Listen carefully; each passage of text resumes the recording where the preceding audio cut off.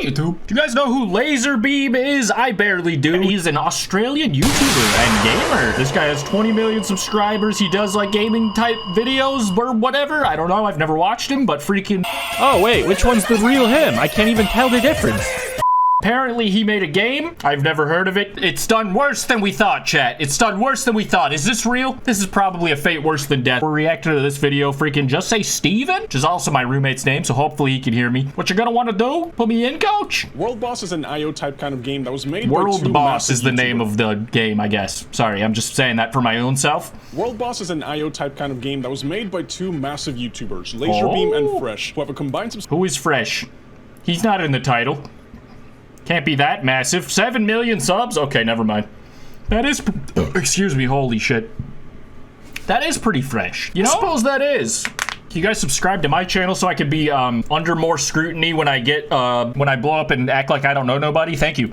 Subscriber count of almost 30 million subs. Let's They go. are both wildly successful Fortnite YouTubers, with Lazarbeam even showing up in some of Mr. Beast's videos every now and then. Oh. So the game that they're making, World Boss, is a casual arena multiplayer shooter where you eliminate players to level up, unlock perks, climb the in-game ladder, and become, well, the World Boss. You know, that's the thing. I mean, the game looks cool, I guess. It looks sort of like a Roblox game. Want to beat. And with these two YouTube titans, But not backing like the too low poly. Nah, it looks like a Roblox And game. you would think that World Boss would have one of the biggest explosions in player base anyone's ever seen, but that could not be farther from the truth. Why is actually. it Because called right now, World Boss? These... I don't know. I mean, I'm no expert, but I would have called it Legend of Oracle or something boring, like every looking at game. the current player base of how many people are playing this game, 45 is not a really good number. 45 is actually a terrible number. So with the game I having like that he corrected it to 36. Actually, 45 would be great compared to such reality. massive potential for blowing up, the question on everyone's mind is, what exactly happened to World Boss? How did a game that had such huge exposure end up just dead in the water? Let's start off from the beginning. World Boss entered open beta in October of 2022, and they were pitching the idea of an FPS game with custom build progressions through randomized perk selections as you level up. You can get random perks, you can get random weapons while you're leveling up. So like gun game and Counter-Strike, where you just kill someone and get a random weapon or something? I mean, that's cool, I guess, but a whole game like that? And it's all in a free-for-all 14-player lobby. It was a very simple concept and a much more casual experience versus what people were actually expecting from Lazarbeam and Fresh because, you know, they came from Fortnite, so people were expecting something that was kind of like Fortnite at least. The game was designed I mean, it looks like Fortnite, just baby Fortnite, which sounds kind of weird because you might think that Fortnite is actually baby Fortnite, but no. Basic multiplayer shooter fun. So it was supposed to be a very quick and easy engagement, you know, for people with like low attention spans. You get in and you're already in the game. There's no waiting period. So like a mobile game? Is it a mobile game? Did they make a mobile game? They didn't make a mobile game, did they? Maybe they should have. Lives that you could lose before you Let's reset find out. back to level 1 to keep the leaderboards always changing and, you know, make sure no one's really hogging the top spot as World Boss. Because once you got to the top of the leaderboard and became World Boss, not only did you get a massive HP buff and a crown that everyone can see on the map so they know where to find you, but you also got the ability to corrupt sectors of the map and shut them down entirely, kind of like you're playing a battle royale and there's the ring that's enclosing. Well, you as the World Boss, you get the chance to go to sectors and shut them down and basically make them inaccessible for other players. This is where the other people who were not World Boss were incentivized to team up and take you down, because once the World Boss corrupted 3 sectors, the game was basically over. The World Boss... Maybe people just don't want to say World Boss at all this often. It's just not, it doesn't roll off the tongue. It reminds me of the Cake Boss and other bosses. I don't like my boss. I fucking don't like my boss. I'll tell you what, guys. Like, comment, and subscribe if you hate your dick boss. One, and it completely shut down the server. So it was a really easy concept to sell right off the bat and honestly pretty hard to mess up. And with Lazarbeam and Fresh announcing the game and showing off the gameplay in the videos, which gained millions of views by the way, these videos popped off pretty hard. Leading up to the release of the game, it was looking like this was going to be the next flavor for everyone to try out. The game was going to pop. There was no reason for it not to. You know, well, it doesn't have outlines. Wrong. But unfortunately, just there kidding. was a Who couple cares, of right? issues that would Unless surface, not some pretty big issues actually. These things would put a massive damper on the hype around World Boss. Used to be so bad, it's good, now just bad. Crashes all the time. I mean, that's bad.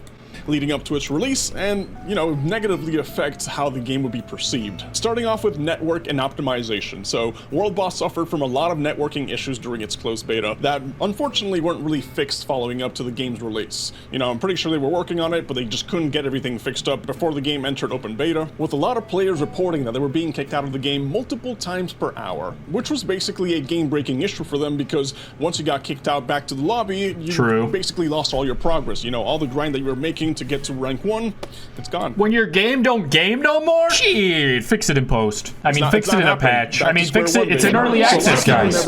Why does this game look like you turned the graphics all the way down on Fortnite? Chance to be World Boss in the first place. It's not like they were in the lobby with players that were much better than them. The game's server issues were actively working against them. So combining that with the fact that the game was just terribly optimized in the first place, based on how simple and easy the game looks, graphically this game does not look demanding, but people with mid-range PCs were reporting that they were just suffering from lag spikes. So if they were suffering, I'm pretty sure that people with low-end PCs just never really stood a chance in the first place. So because of those two little issues and a couple more we're going to talk about, World Boss instantly bombed on Steam with overwhelmingly negative reviews from angry players. And despite the fact that the developers were actively working with these issues, they were aware of them, and they were pretty vocal about how much progress they were putting into fixing the bugs, that wouldn't really get addressed and fixed completely until much, much later. Which was an even bigger issue because while they were having constantly crashing servers and laggy gameplay, World Boss had a battle pass that they were trying to push really hard. I guess I really shouldn't say really hard. They had it there. How many dollars a month? And they came out with Founders Packs with Lazarbeam and Fresh. They had all this cosmetics and monetization while their servers were basically flopping around. So it wasn't really a good look for them. And honestly speaking, dude, in my opinion, monetization in a game that you release isn't the worst thing in the world.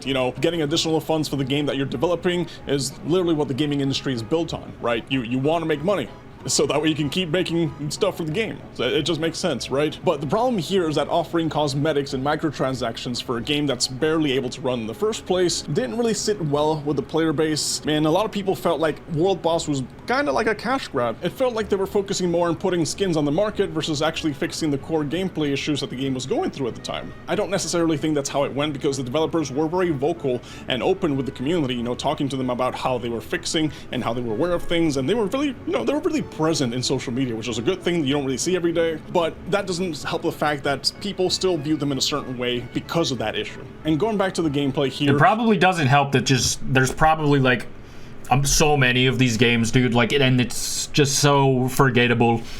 Obviously, if you see it in a YouTube video, yeah, cool, that's a great way to get it downloaded on your computer, but you might just forget that it exists, and it's freaking see that there's an update 3 months later and be like, what is World Boss? Oh, that's like a game that doesn't even fucking work. It's probably a Bitcoin miner. Uninstall Lazarbeam. But since they're clouded, the benefit, they could just freaking promote it again later when they fix it and put some money in the servers if they really care. But now that people are shitting on it, I can see why there's less enthusiasm to do that. This seems like a rough situation. Maybe that making a game is just hard.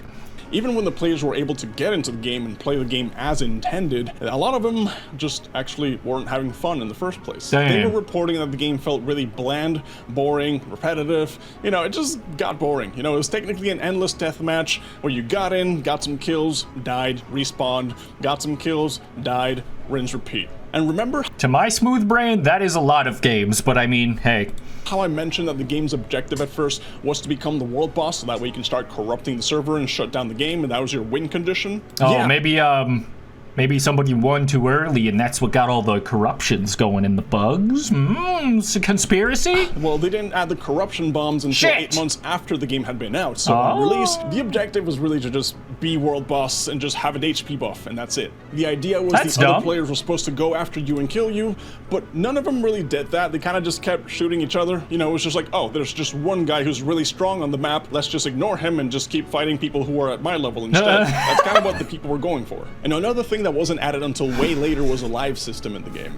Having a limited number of... Like a boss, dude. Kill your teammates like a boss. Lives. So even though they're not your teammates, so I guess I understand. Came out, upon death, you really were not losing or risking anything. You were not losing your levels or your progression, and people that were on the top and that were dominating the server kind of just stayed on top. People were really camping the world boss title, and it was really hard for you to take them down. So the only way that you could become world boss in an already established server was if they decided to prestige to reset their levels back to 1. Why would they do that? They just got tired of dunking on the server and just left the game. Yeah, so with extremely unstable servers on release, good. people seeing the game as a cash grab, and just having overall boring and repetitive gameplay, this was obviously not a good look for Lazarbeam and Fresh to have their names tied down to this, because it made them look like they just got paid to stick their names on the label and get a fat paycheck out of it. But that's just the overall feeling of how some of the players felt. I personally think that they had a lot of involvement in it, and it's just something that they're passionate about that unfortunately just did not have a really good start. Players was the game free? I don't remember. Freaking, did it cost money? On release. After that, by the way, the game just nosedived. It just went straight down. But I got the chance to play the game myself when it released, and I did have some networking issues here and there, but my biggest complaint wasn't surprisingly the networking issues or the monetization or the gameplay itself, because the gameplay was really fun. No, I actually think that the concept of World Boss was actually really fun, you know, for what it was intended to do. World Boss was designed to be like an IO game, so it was supposed to be a quick, casual, dumbed down experience. It's not supposed to be some grandiose Fortnite-like storyline with complex characters and whatever Fortnite is. No mobile release? Huge L.